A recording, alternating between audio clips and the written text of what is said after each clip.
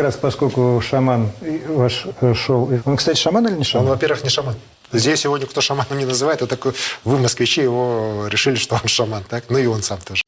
То есть, короче, вы хотите сказать, что это не ваша история, не якутская. Далеко не якутская, это где-то там, даже, может быть, даже не российская. Что вы имеете в виду? Ну, кто на него воздействует?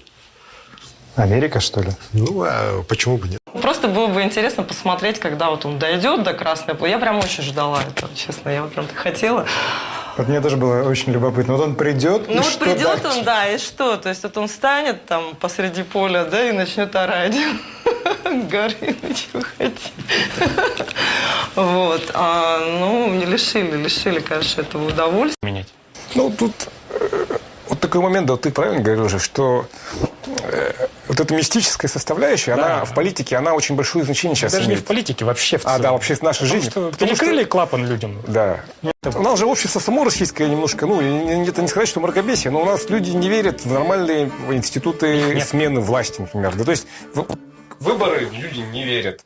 Не Вы верят. еще предложите людям в суды верить. Да, в Судан не верят. Вот всем структурам, как бы, ну, демократическим институтам. Остается нет что веры. делать? Надеяться на высшие силы. На высшие силы. С Москвы приехали. Давай пойдем, интервью дам. Пошли, а это что? Меч. Меч? Меч. А зачем меч? Тебя рубить-то. Пошли.